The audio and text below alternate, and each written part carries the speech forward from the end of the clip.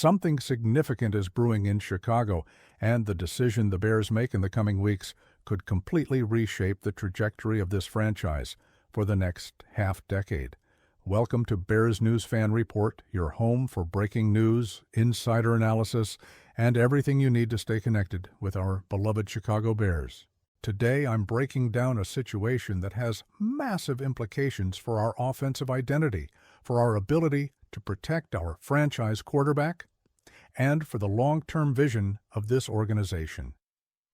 This isn't just another roster move. This is the kind of decision that defines eras. The Bears are sitting at 9 wins and 3 losses, our best start in years, and suddenly we find ourselves in a position we haven't been in for far too long. Legitimate playoff contenders with a chance to make real noise in January. The offense is clicking, the defense is playing with attitude, and there's an energy around Soldier Field that feels different from anything we've experienced in recent memory. But with success comes difficult decisions, and the Bears brass is facing one right now that could change everything about how we're built moving forward. Let me take you back to the 2023 NFL Draft for a moment, because understanding what happened then is crucial to understanding what might happen now. The Bears had the 9th overall pick, and the football world was buzzing about 2 players in particular: defensive tackle Jalen Carter from Georgia and edge rusher Will Anderson Jr. from Alabama. Both were considered generational talents, the kind of defensive difference makers that teams build around for a decade. Everyone assumed one of those 2 would go first overall before the Bears traded that pick to Carolina. When our turn came at 9, Carter was still on the board. The analyst community went crazy with mock drafts sending him to Chicago. The fans were salivating at the thought of adding that kind of game wrecker to our defense, and the pressure was mounting for the organization to pull the trigger. But the Bears went in a completely different direction, selecting offensive tackle Darnell Wright from Tennessee. The reaction was mixed at best, with many questioning why we'd pass on a player of Carter's caliber. Fast forward to today, and Wright has developed into one of the most consistent and dominant right tackles in the entire NFL. He's been a stabilizing force on our offensive line, a road grader in the run game, and a reliable pass protector who's given our quarterbacks the time they need to operate. The decision to draft Wright over Carter has been vindicated time and time again, most recently in our head-to-head matchup against the Eagles, where Wright absolutely dominated Carter in every single one-on-one battle. It was a statement performance that reminded everyone why the Bears made that choice. Wright has been everything we could have hoped for when we selected him with that 9th pick. He stepped into the starting lineup immediately as a rookie and hasn't looked back, accumulating invaluable experience against some of the league's premier pass rushers. His development curve has been exceptional, showing consistent improvement in both pass protection and run blocking. This season in particular, he's taken his game to another level, establishing himself as a legitimate top 5 right tackle in the NFL. The numbers back up what we see on film. Wright's pass blocking has been elite, allowing minimal pressures considering the volume of dropbacks our offense runs. His pressure rate allowed is among the lowest for starting tackles across the league, which is remarkable for a player still in just his 3rd season. In the run game, he's been even more impressive, consistently creating movement at the point of attack and opening massive running lanes that have fueled our ground game resurgence. That performance against Philadelphia really encapsulated everything Wright brings to this team. On 40 pass-blocking snaps, he allowed just 2 pressures while going up against one of the league's most talented defensive fronts. His run-blocking grade of 73 from Pro Football Focus tells you everything you need to know about his dominance in that phase. The Bears ran for 281 yards in that game, and Wright was a primary reason why. He was physically imposing, technically sound, and mentally sharp throughout all 4 quarters.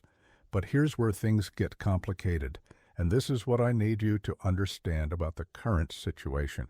Wright is entering the final year of his rookie contract after this season, which means the Bears are going to have to make a significant financial decision very soon. Do they extend him with a massive contract that will make him one of the highest-paid right tackles in football? Or do they explore other options that might give them more roster flexibility while the championship window is open? The market for offensive tackles has exploded in recent years. Elite tackles are commanding contracts in the $20 to $25 million per year range, and Wright has absolutely played his way into that conversation. He's earned every penny of what he's about to get paid, whether that's in Chicago or somewhere else. But for a Bears team that has multiple other positions to address, multiple other players to extend, and a finite amount of cap space to work with, that's a massive financial commitment that has to be carefully considered, and this is where the speculation starts to get really interesting. There are teams around the league, contending teams with championship aspirations, who are desperate for tackle help and have the draft capital or players to make a compelling trade offer. Teams that would view Wright as the final piece they need to make a Super Bowl run, teams that would be willing to pay a premium to acquire him now, rather than compete for him in free agency next year. Imagine the Bears receiving a first-round pick for Wright, or perhaps a package that includes a second-rounder plus a quality starter at a position of need. Suddenly you're looking at a scenario where the Bears could address multiple roster holes, maintain financial flexibility, and still have the resources to find Wright's replacement, either through the draft or free agency. It's the kind of move that requires courage, that requires conviction in your evaluation process, but that could ultimately position the franchise for sustained success rather than short-term gratification. Now, I know what many of you are thinking. Why would we trade away one of our best offensive linemen when we're finally winning, when we're finally competitive, when we're finally building something special? It's a completely valid question, and I'm not here to tell you there's an easy answer. But let me walk you through the logic of why the Bears might be considering this. First, there's the financial reality. If the Bears extend Wright to a market value contract, that's going to eat up a significant portion of the cap space they'll need to address other areas. We need help at wide receiver. We need depth at linebacker. We need to shore up the secondary. And we need to start thinking about extensions for other young core players. Every dollar committed to Wright is a dollar that can't be spent elsewhere. And roster construction in the salary cap era is all about maximizing value across the entire 53-man roster. Second, there's the positional value consideration. Right tackle, while important, is generally considered less valuable than left tackle in terms of both impact and market price. The Bears could potentially trade Wright for premium draft capital, use some of those resources to find a slightly less expensive tackle solution, and still come out ahead in terms of overall roster value. It's not about saying Wright isn't great. It's about maximizing assets and building a more complete team.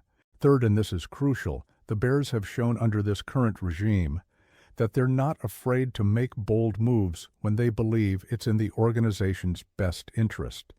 They've demonstrated a willingness to think long-term, to make decisions that might be unpopular in the moment, but to position the franchise for sustained excellence. Trading Wright would absolutely fit that pattern of aggressive, forward-thinking roster management. The timing of such a move would be critical. If the Bears are going to trade Wright, doing it before he hits free agency makes the most sense. You maximize the return by trading him while you still have contractual control, while teams know they're not just getting a rental, but also the exclusive negotiating window to work out an extension. That urgency, that security of knowing they can lock him up long-term, that's what drives up the price in trade negotiations. Let's talk about potential landing spots, because understanding the market helps us understand what kind of return the Bears might command. Contending teams with tackle needs and the assets to make a deal would be lining up. Think about teams like the Lions, who are Super Bowl contenders but could use an upgrade at tackle. Think about the Chiefs, who are always looking to protect Patrick Mahomes better. Think about the Bills, the Bengals, any number of teams that are one piece away and would view Wright as that piece. For a team like that, Giving up a first-round pick for Wright makes perfect sense. They're not worried about draft picks 3 years from now. They're worried about winning a championship this year and next year. Wright gives them an immediate upgrade, a player who's already proven he can perform at an elite level, a player who doesn't need development time or adjustment period. That's worth a premium price, and the Bears would be foolish not to explore what that market looks like. The counter-argument, and it's a strong one, is that you don't trade away good young players when you're winning. You build around them, you extend them, you create continuity and chemistry that leads to sustained success. Wright has been a foundational piece of this offensive line's resurgence, and there's real value in keeping that group together as they continue to develop and improve. Chemistry matters on the offensive line more than almost any other position group, and breaking that up carries risk. There's also the question of whether the Bears could adequately replace Wright's production. Finding quality offensive tackles is one of the hardest things to do in the NFL. The draft is unpredictable, free agency is expensive, and there's no guarantee that whatever solution the Bears find would perform at the level Wright has. Sometimes the bird in hand is worth more than whatever might be in the bush, and Wright is a proven commodity who's still improving. But here's what I keep coming back to. The Bears have to think about the big picture. They have to think about building a roster that can compete for championships not just this year, but for the next 5 to 7 years. They have to think about maximizing assets, about creating the most complete team possible within the constraints of the salary cap. And sometimes that means making difficult decisions, trading good players to make the overall roster better.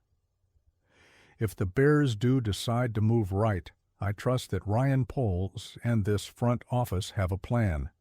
They've earned that trust through their drafting, through their free agency moves, through the way they've built this roster from the ground up.